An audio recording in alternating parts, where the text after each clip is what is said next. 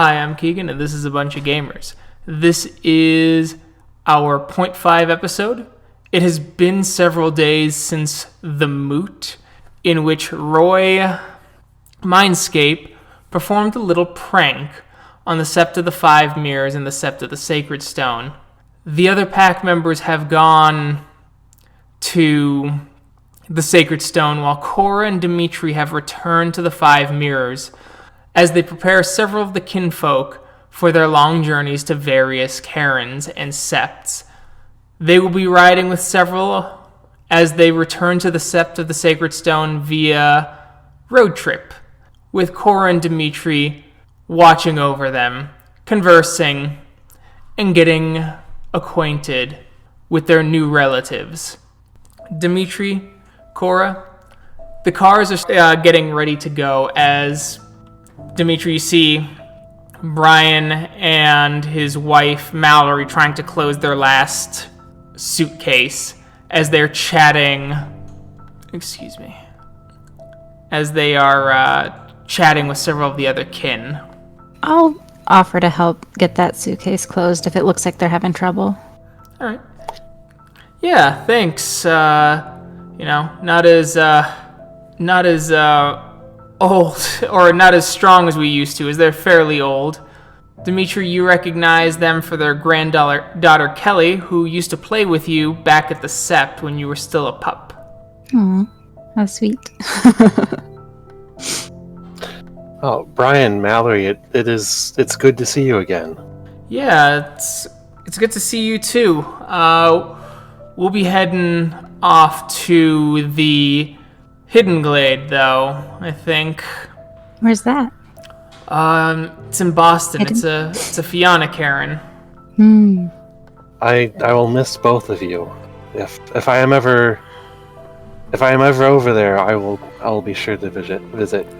Of course, as the back door swings open and Kelly springs out, the young 6-year-old running up to Dimitri and grabbing him around the waist, going, "Why isn't Dimitri coming with us? Dimitri, you have to come with us. We have to play. I haven't seen you for so long, and now we can't play anymore." Cora will raise her eyes at Dimitri. Well, Like, what you gonna tell a girl? well, Dimitri is gonna get down on one knee and hug Kelly back, and when he lets go, he's going to tell her, "Well, I have a lot of things I have to do here, and all kinds of new stories to make, but when I see you again, I will tell all of them to you." Oh, okay. She kind of wipes her eyes. "But Tim's going with you, so Tim gets to play with you, and I have to go somewhere else." Little whimpers of... Well, next time, when I get a chance to visit, I will, and I will play with you and with nobody else. How does that sound? Promise? I promise. Okay, as she kind of walks over as Mallory picks up the young girl. She gives kind of a oof, being one of the older grandparents in the Karen, and walks her back to the car. Susan comes out, as she is another member of the Karen. She's come to your shop a couple times, once or twice, for you to help repair her car, as she took it in for you to give you practice as well. She goes, "All right, I guess this is goodbye, Dimitri." Oh, so it seems, for now. Yeah. Well, good luck. If you're in the Hidden Glade, look us up. We got relatives down there, so... I plan on doing so. If I'm ever in the area, I will come and visit, say hello. And finally, Stuart comes up. Most of the other kin already have driven off as he goes, "All right, bud, you'll stay out of trouble, right?" Stu being one of the zookeepers at the institution that you were kept at until your first change, and he was one of the instrumental members that helped cover it up, your first change. I'll try to stay out of trouble. I won't make as big of a mess as I did when we first met. All right, I'll hold you to that. I have a TV and the news, so I figure if you get into too much trouble, it'll make news somewhere. Well, that's possible, but I'll try not to, so that you don't have anything that you have to come all this way to clean up. As he thinks for a moment, kind of gets misty-eyed, kind of smiles at you. You can make a little trouble for me to come out every now and then. I'll come up with something. Take care of yourself as he comes in for the hug. Dimitri's gonna hug him back. As he gives you a big squeeze. Be safe. You too. As he looks over at Cora. Take care of this one. I'll do my best. As he kind of hops in the car and starts driving away, you see little Kelly throw out her head and wave as she starts calling out, "Bye, Dimitri! Bye! I'll miss you!"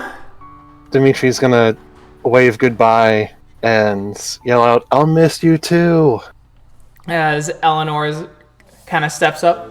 "Cora, Dimitri, Hey, we're almost ready. I'm just helping the ones heading for Peak of the Sentinel out with a little bit."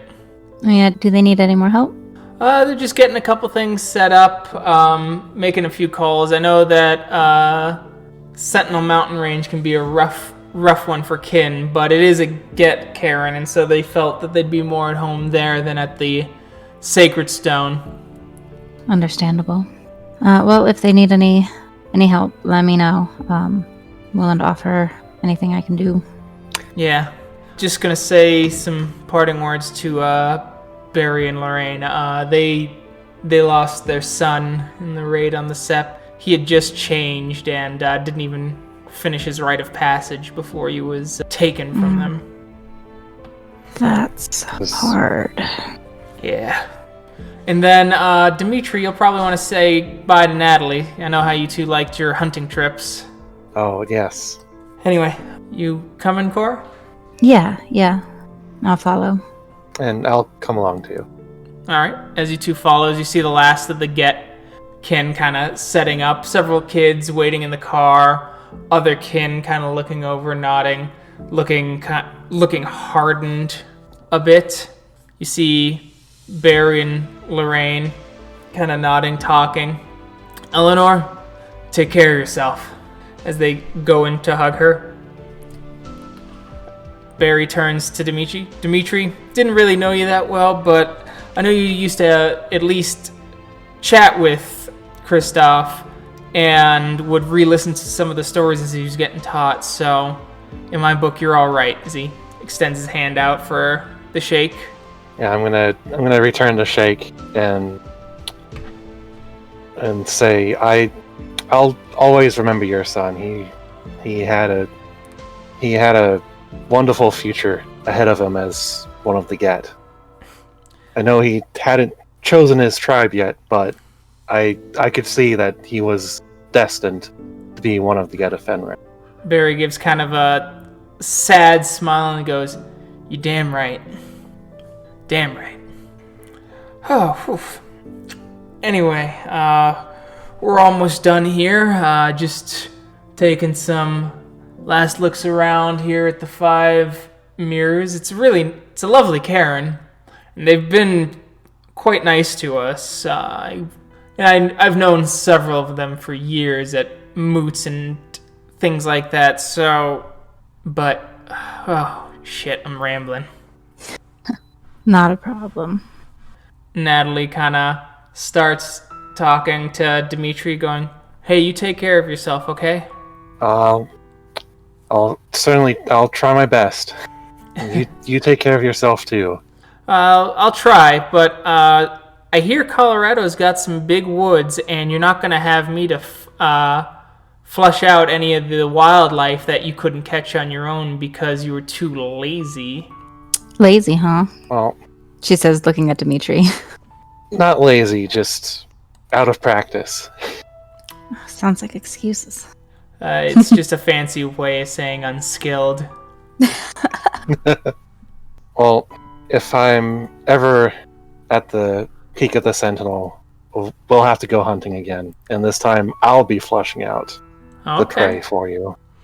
Good luck. I'm one hell of a sharpshooter. I'm also a fast runner. Guess so. Alright. Take care, as she kind of grabs him and kind of like sisterly grabs him and kind of like ruffles up his hair a little bit. Dimitri is gonna chuckle as he straightens out his hair again, because he has a lot of it. Okay, well, we're off. You take care of yourself. I can't believe this is, it. I'm certain it's not going to be the last time we see each other. Now, I know. You Garu get around in more ways than one. But, more so, yeah, I'm not made of money, and I can't go into the Umbra, so I'm never going to be able to say hi to Kelly on the way to and from work as I see her walking towards the school bus. I won't be able to see Tim trying to play around and start making jokes or trying to make jokes like his father did. I'm not gonna see so many people that I've known for my whole life, and it's just a step. It's just a future I didn't quite imagine, Dimitri's gonna nod and say, "Yes, I know. I know." Gaia and the Apocalypse is such an abstract concept for us. We don't usually see it, and then it comes knocking on your own door, and you lose everyone. Wish I was lucky as you, Dimitri, and was able to go through the change. If I had, I would have done some damage to those foul bastards. On the bright side, I will do that and then some to all of them. Alright. You guys take care. Cora, it was nice meeting you. Eleanor talked about you a bit, so it's nice to finally meet you. It's nice to meet you too. Safe travels. Thanks. Alright. Bye, you two. Bye. Goodbye. She turns away and gets in the car as you watch the vehicle roll down the back roads near the cairn off over the horizon to their new destiny, as you have 2 cars full of your own. Eleanor is accompanied by Cassie Alstrom. She was the daughter of the elder. She has a son named Tim, who is the cousin of Kelly. The next one is Tina Alstrom, who is also the daughter of the elder. She's worked with you on several occasions, and she was actually a unofficial guardian of the Karen, Dimitri, and helped run a couple stealth missions nearby with you. She's also someone who bought you some of your first tools for your shop. Oh, nice. Sounds like a badass. The next one who's coming is Randall Alstrom, who is the son of the Karen Elder, who was Lance Blooddrinker Alstrom. Nice. And finally, the last 3 are Bonarkin, which include Mallory Swanson, who helped out a lot of the local homeless near the cairn so that they'd be defended by yourself and the other Bonar who was at the cairn. Veronica Mcmillie, a trans woman who was adopted by the rest of the cairn after she came out to her parents, who were Calokin, and they put her on the streets, which the Bonars then swooped in and helped her become Kenning. She's been to your shop a couple times to run errands for you, and she was the one who helped show you around the local towns in rural Wisconsin to help you recognize when there were kenning Bonarkin around. And finally, Barry Duframe. He was the brother of Bart Vanishing Sight, the other Bonar in the Cairn. He is one of the more spiritual kinfolk you know, and he seems to have a grasp of at least the academic side of some of the umbral things. And this is your caravan, so to speak. Awesome. As Eleanor goes, all right, who's riding with who? Well, I'm going to ride with you. Sounds good. Dimitri, the 3 Bonars are going to be in the other car if you want to ride with them. Sure, I'll ride with them. Cool, we're going to do...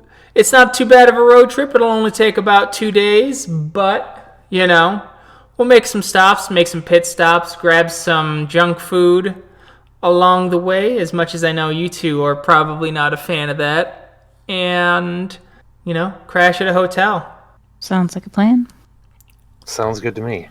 All right, let's go, as she jumps in the car and flings the passenger door open for Cora. I'll hop in. You hop in. The driver on your side is Randall, Dimitri, as he nods and motions at the door. Yeah, Dimitri's gonna go ahead and get in the car.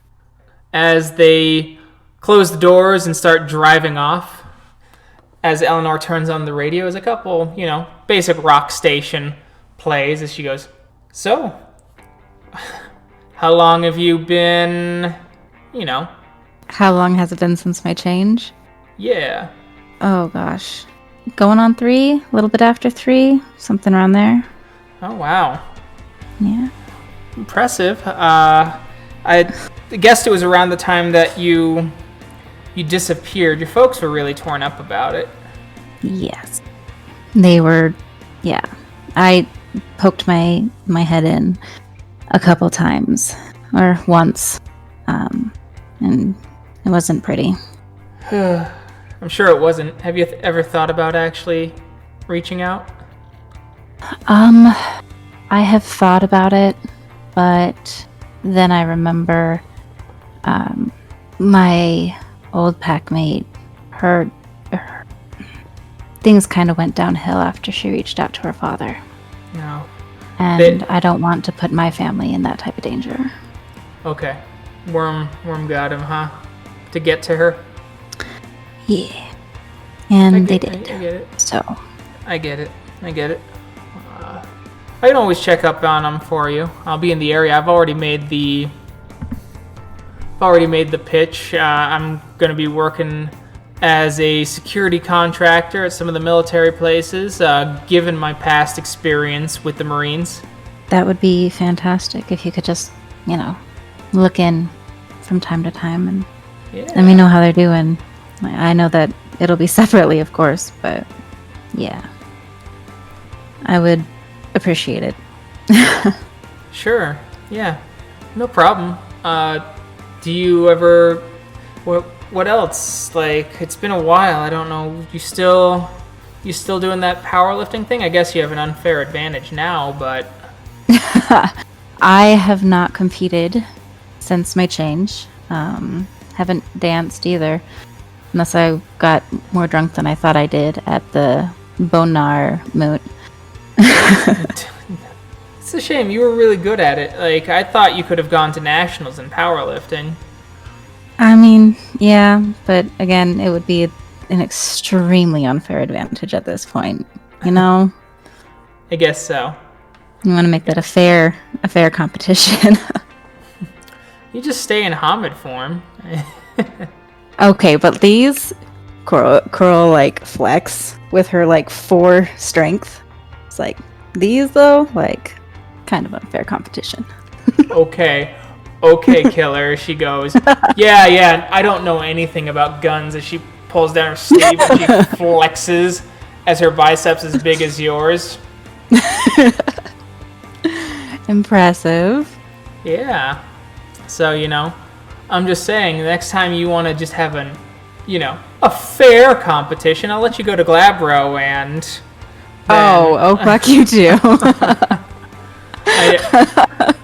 I know. I heard that you cry when you lose. Ooh, who told you that? Ew.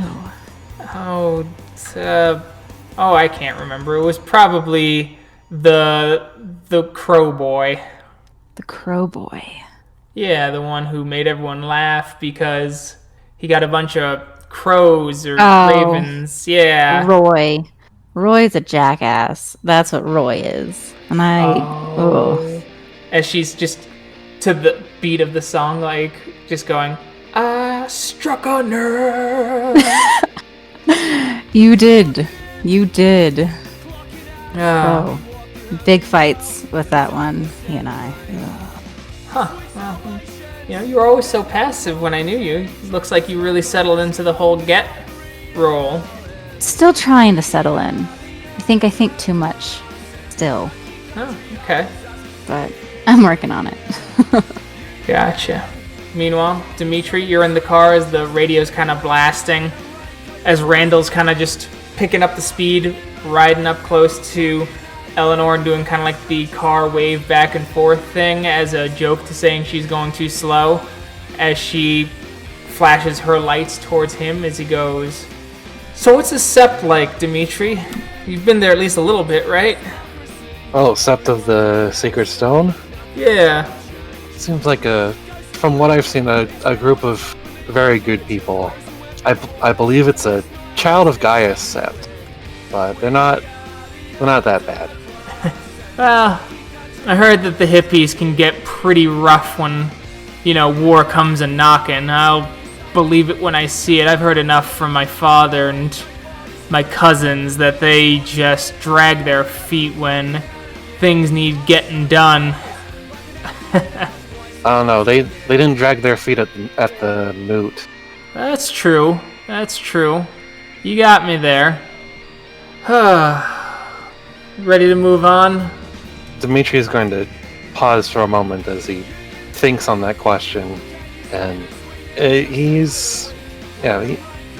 says, "I want to, but I feel like there's still some part of me that doesn't want to." I can get that. As Barry kind of hits up and taps you on the shoulder from behind, going, "Hey, we all gotta learn to move on. It's the Bonar way." Veronica kind of smiles as she grabs you by the shoulder. She looks a bit haggard from the experience and all, but she nods and goes, "He's right, it's time. We gotta move on. It's what the tribe asks of us, even the kin. We've been moving through tiny towns here and there, but it's time to get to a bigger city. See how we can help. I hear that I did some research on my shitty-ass phone," as she turns the old, decade out of date smartphone towards you. It looks like they got a couple LGBT youth programs I might be able to get involved in, or at least, clean up and help with after I kind of get settled. Best I can, at least. And if you need any help with that, you just let me know. I will. I don't think it's going to be that dangerous, though. Alright? Don't live up to the first half of your name, Dim, as she taps you on the forehead. Dimitri is gonna chuckle and rub his head, but not in a way like, "Oh, that hurt." More like, "Haha, you got me." You're listening to and he nods and says, "I know it's time to move on, but I'll never forget everybody." Yeah, as everyone kind of gets kind of quiet. World, Yeah, me neither. It's good to have a neighbor who stands as a fuck them, as Randall kind of calls out in disgust. Dimitri visibly flinches a little at that, and then he's gonna kind of look ahead to the road, like is the other car doing something? Or? No, as he turns up the radio as you hear an ad for Good House International. With our new facility located just off Highway 1, we're bringing hundreds hundreds of jobs to rural Americans. Dimitri Are you ready to his stand expression with the written turns kind word? of sour and dark. As he goes, fuck. Pissing on their graves. If I hear of them building anything over the Sept, I'll burn it down. Alright, Dimitri, could I get a rage roll? Diff 5, please. I still have 7 rage, too. Oh no! You can spend willpower to stop this. Yeah, I'm gonna spend a willpower to stop it. Alright, as you catch yourself, as you feel your hands and your body shifting to Glabro, the seatbelt getting tight across your chest as everyone turns and starts, like, Randall slams on the brake. Cora, you and Eleanor see the brakes getting slammed as one of the doors flings open in the back as the car is going at the car behind you is going maybe 5 miles an hour now. Fuck. What the fuck is happening as she slams on the brakes?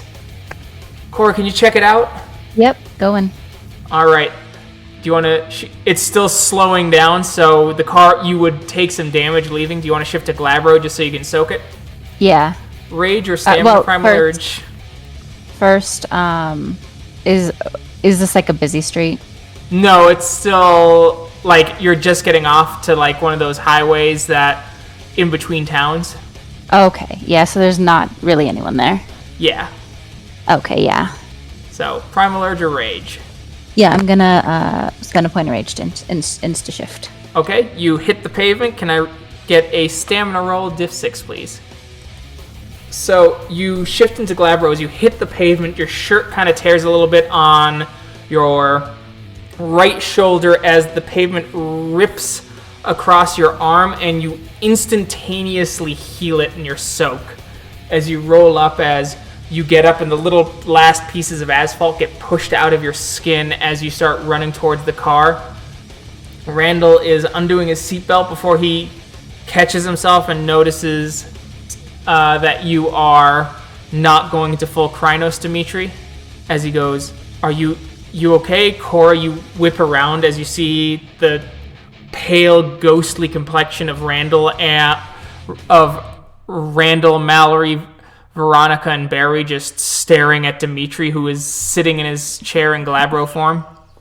And Dimitri, as he's catching himself, he's gonna try to undo his seatbelt and step out of the car for a moment. And out of character, what's the scenery like? Is it like, are there some trees or signs?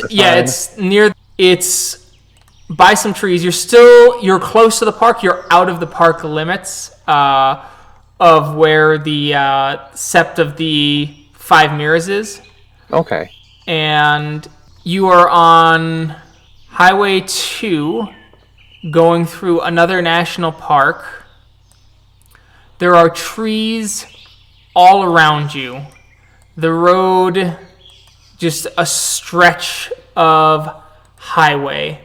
The trees, a nice blend of deciduous and evergreens, and a bit of a coating of shaggy grasses hanging beneath them. Okay. As Dimitri gets out of the car, just while he's still pent up with rage, he's gonna try to run over to a tree that's kind of a little bit more away from the road, so that it isn't like immediately visible. And he's gonna try to let out some of that kind of leftover rage and punch a tree. All right, you gonna spend rage for that then? Sure, if I can. Yeah, so you can spend rage. Is your permanent rage above your temp rage? No, it is not. I have my permanent is 4, my temp is 7. The opposite. So yeah, is your temp rage above your permanent? Then you will get to spend a point of rage. You can spend up to half your rage, but after this, you will have to roll your rage to see if you frenzy. Okay. Could I? Safe. Could I mark off like 2 of my rage then? Yeah. Okay, cool. Alright, so 5 instead of 7. I feel better about that. And as Dimitri punches the tree, he's gonna just shout a little bit. just like a wordless shout, like, Ah, You frenzy, oh my god, unless you spend a point of willpower. I'll spend another point of willpower. As you give your shout and you shift into full Krynos as your claws rake through the tree and it comes crashing down. You good now? And Dimitri is going to take a few very deep breaths as he just watches the tree fall down, and I think so. he's gonna shift back into Hamid. Okay. Cora raised an eyebrow at him and kind of nod and went back to the car. Better get going then. So you get back in the car and start driving. You guys travel for a good 4 hours before you kind of pull over to a nearby Endron gas station. They have a pretty big monopoly, or close to monopoly, here in the Midwest, as you well know. As you get the kind of smell of corruption in this place already. Eleanor turns to Cora, hands her a couple bucks, going, "Could you get us some snacks, please? For both cars? I think you should walk Dimitri around as well, just in case he doesn't, She makes like a motion of, rah! Good impression. I will go get us some snacks. I will do it begrudgingly. Cora will hop out of the car and shout, Dimitri, Yes? let's go inside. Yes, let's go. I need to stretch my legs. Eleanor calls out, "Hey, Dimitri, Yeah? cheer this bitch up so she doesn't do everything begrudgingly." I'm at an Endron gas station. It's gonna be begrudgingly whether you like it or not. Fucking pick your battles. I'm doing my best. And she goes, "Yeah, I can see that," as she does like this scratching her eye with the middle finger, smiling at you. Cora will turn around and walk away with her middle finger up in the air, waving it back at her. Bye. Bye. You two don't do anything I wouldn't do. Not a lot.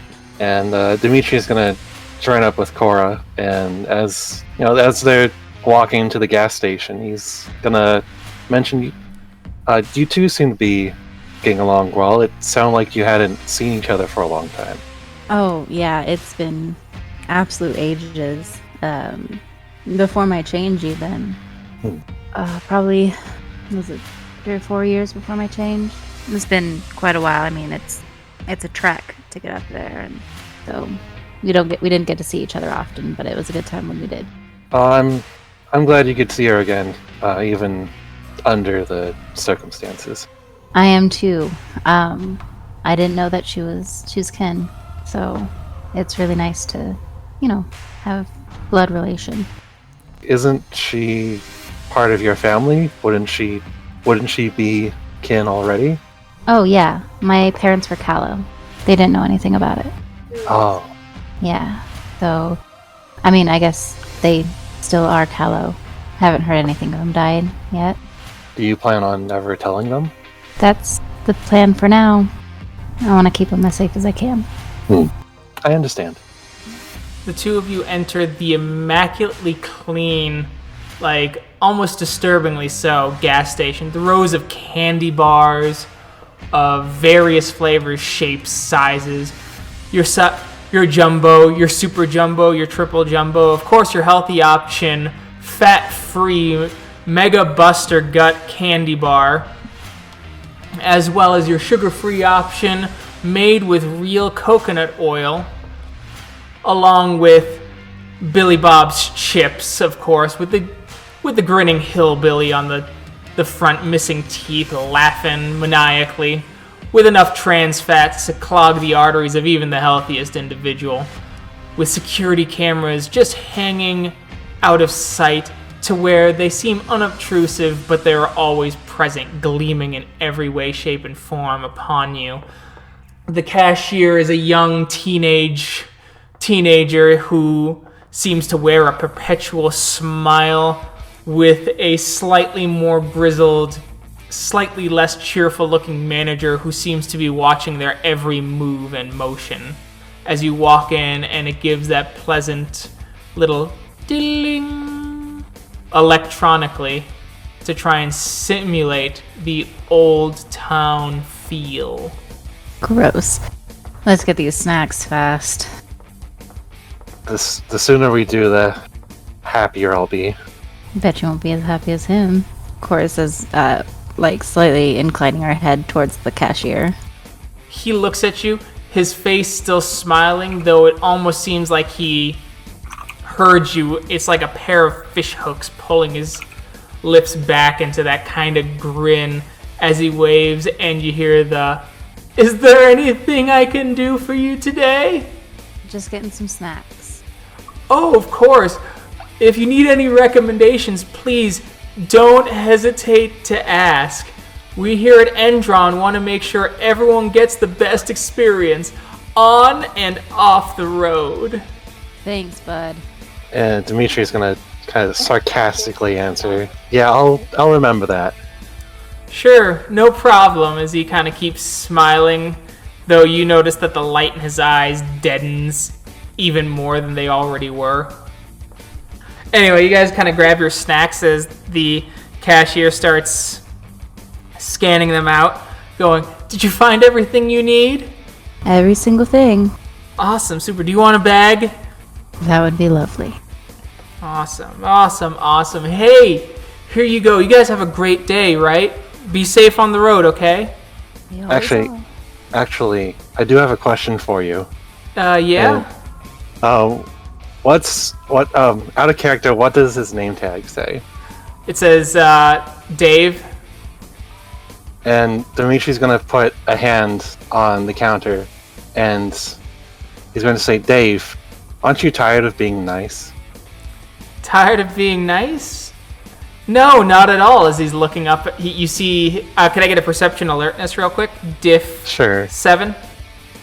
You notice that his eyes quickly glance up to the cameras and come back down to you with his continued smile. And Dimitri is just going to ask him, "When are you going to rage?" All right, sir. Here you go. As he keeps smiling. And Dimitri's going to say, "Okay, have a nice day." As you guys kind of leave, could I get one more perception alertness? Diff 8 from the both of you. Dimitri, you notice that the kid kind of moves a little bit. It looks like it's a blind spot in the cameras as you see his face drop for a second, as you see him look at the manager and do kind of like a crazy motion and subtly point outside before walking back into the camera's view with his big smile. Clearly, where he is at all times is closely monitored as part of his position. But he also seems to have a respectable disdain of customers. Out of character, that's a big mood. Yes, seriously. As they're walking away and out of earshot, Dimitri's gonna make a small comment to Cora and say, I don't understand how humans can torture themselves like this, being in these places. When you don't have a lot of money, you take the jobs you can get. As you get past one of the pumps, as you're close to the car again, it goes doo-ding. Here at Endron, we care about the environment. We care about the Earth. That's why Endron now has charging stations for all your electronic car needs. Did you know that Endron has been supporting green energy since 1995 with the acquisition of... As you get into the car, as Eleanor starts making a mocking motion with her hand. Come on, get in. I'm tired of this place. Cora will roll her eyes at the sound and kind of just slam her door a little bit and just ugh.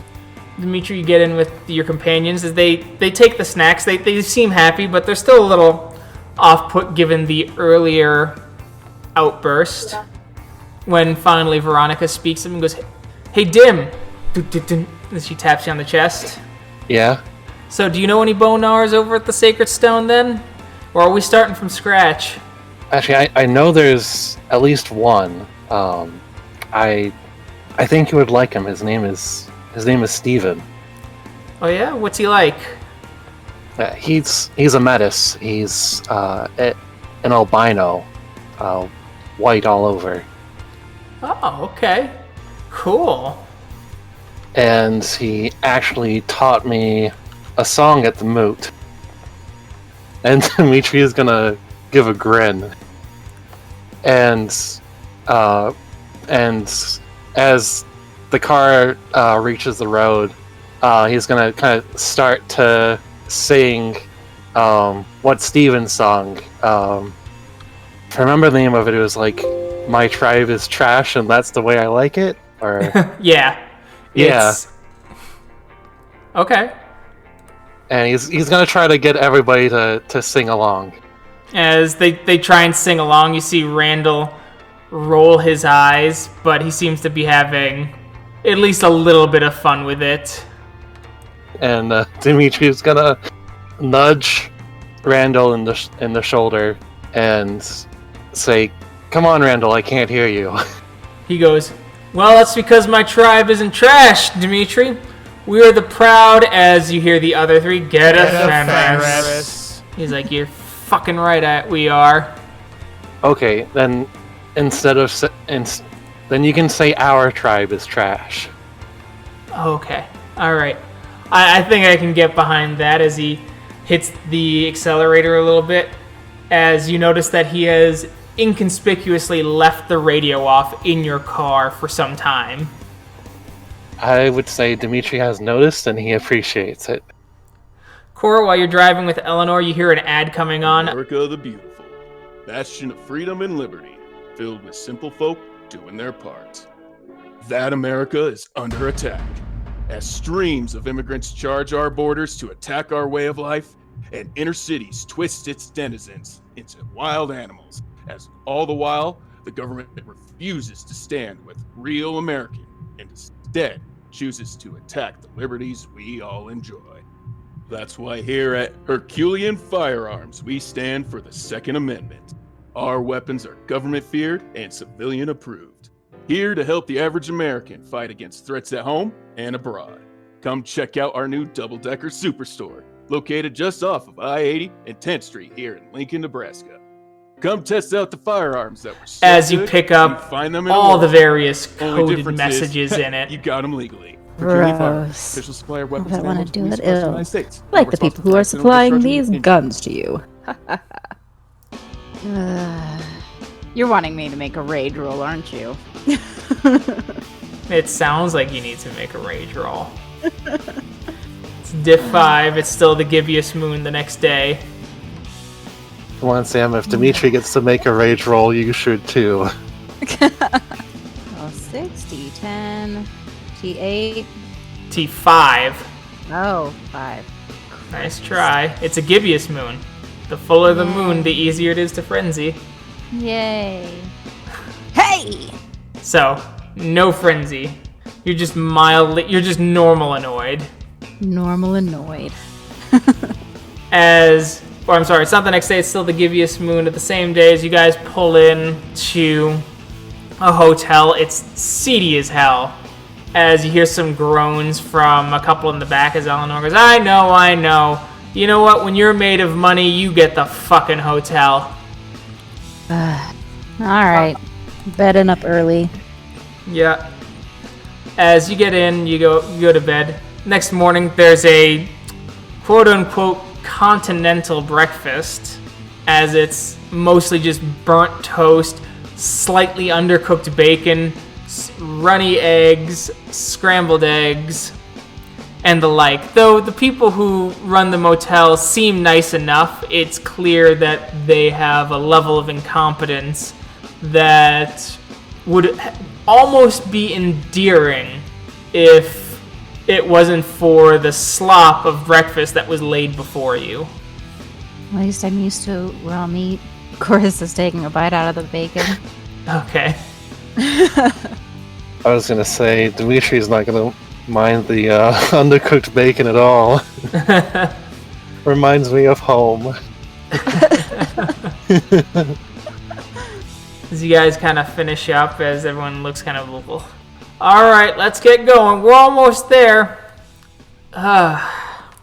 Shit. As Eleanor opens the trunk as it reveals several of her weapons as they start stacking in the bags that they brought in last night. Pretty. I like to think so. Can't shoot worth a damn, though. Not you. Me. Well, we could always fix that. Wouldn't be opposed to it. Yeah? Thought guns was all against your Garu religion. A lot of what I think is against the Garu religion. Oh, we have a blasphemer here, ladies and gentlemen. Oh no. As Shut up. She says and kind of nudges Eleanor. When you hear Cassie kind of look over and Tim, the little kid, looks over and he goes, "Is it because your claws aren't sharp enough?" The little 5-year-old asks. No. She'll get in the front seat of the car and slam the door. You hear some Oh, laughing as Cassie goes, "Come on, Tim," as they get into the same car with you, and Tim goes, "Is it because you're short? No, and Tim. And your hands don't go far enough?" As he starts swinging them as Cassie's laughing, buckling him in. No, Tim. My hands will go plenty far. Cora will just... Can I spend a point of willpower and just change Cora's eyes? That And would look be like- a point of willpower, and you would have to make a primal urge stamina roll because you used your last rage. Diff 8. Never mind, I'm not gonna do it. No, Tim. My short arms. Just 'cause I'm short. Nothing I can do about that. Yeah, I guess so. As he kind of smiles at you innocently. Just like when you grow, you'll just stop growing one day. Whether your arms are short or long. You can't change that then. Yeah, but I'm gonna be, as he throws his arms out, huge! I'm gonna be so tall, just like my dad. Is that so? Yeah. How big was your dad? Huge. He was like a mountain. I know he was at least taller than you. He was taller than Mom, too. Taller than Eleanor. Taller than Eleanor? That's really tall. Eleanor sitting at her 5'6". Yeah, massive. Well, Tim, I think that we need to, hush up a little bit now so Eleanor can focus on the road. What do you think? But I'm not talking to Eleanor. I'm talking to you. I know, but if we're talking too loud, then it might distract her. Oh, no, I'm not distracted. Fuck you, Eleanor. As she kind of whispers back, "Language, Cora." Uh-huh. Let's drive. As the convoy keeps going, Tim is just telling pretty nonsensical stories about school and things like that. As you hear Cassie kind of just laughing to herself as she kind of leans into Cora and goes, "I think he likes you." Yeah? I couldn't imagine why. Hey, Cora? Hey, Cora! Cora! Cora! Cora! Yes? What's up, Tim? Were you in a Saturday morning cartoon? No. Why would you think I was in a Saturday morning cartoon? Because your neck scar is so cool! It's the only explanation to why a girl would be that cool. Really? Well, you know what? I got this neck scar in a big fight. Yeah, Like an real action cartoon. like an action cartoon. So you are an action hero. Exactly. Tried to lie, Cora. You tried to lie. Did you know lying is bad? My mom says that we shouldn't tell lies, especially grown-ups shouldn't tell lies to kids. That's why she told me that Daddy was a Ragunbash. Rankin's Bass. Yeah. A Rankin's Bass. You know those Rankin's Bass? They're tricky. They're tricky. And you know what? I wasn't trying to lie. As those action superheroes, sometimes we have to keep secrets. And sometimes we can't tell the whole story. We have secret identities. Oh. Yeah, so I need you to shh. Don't tell anyone. Yeah, Okay. no. Won't tell anyone. Okay, you were just so smart. You pulled it right out of me. Okay.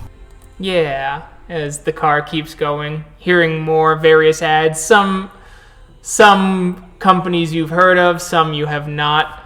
Various marketing ploys, various, the weird, awkward back and forth that try to use local colloquialisms to seem more like relatable to the area, but it's just uncanny valley. Ew. And finally, as you're getting closer, as you see the mountains, you see Mallory like, Dimitri, is that where we're going? As you see the mountains starting to crest the horizon. Dimitri's gonna say, yes, that's where we're going. Oh, wow. It's gorgeous. Damn it. Now I feel like I gotta call you Dim too. Why didn't you tell us it was this pretty? It would have worked away at least some of the homesickness. I wanted it to be a surprise. I guess so. What are you, a Ragabosh now? Last I checked, no. After the 2 days, you guys start pulling into near the cairn. Eleanor's already gotten an apartment for herself, as well as the Alstrom siblings. Now, and finally, Dimitri, you're able to introduce Mallory, Veronica, and Barry to Stephen as he shows them where the local homeless go, as well as a couple places the kinfolk know where to go in the wilderness to be defended by their Garu relatives. The road trip was fun, as you got to learn more about your close relatives, as Eleanor has already asked to become a guardian of the cairn and help protect it. The others wanting to do various jobs, including being keepers and taking up volunteer positions at Garden of the Gods Visitor Center to periodically clean up the park as a cover for their Septly duties. And we will see how the rest of this plays out next time. Thank you to everyone who listened. We will catch you in that next episode. Bye.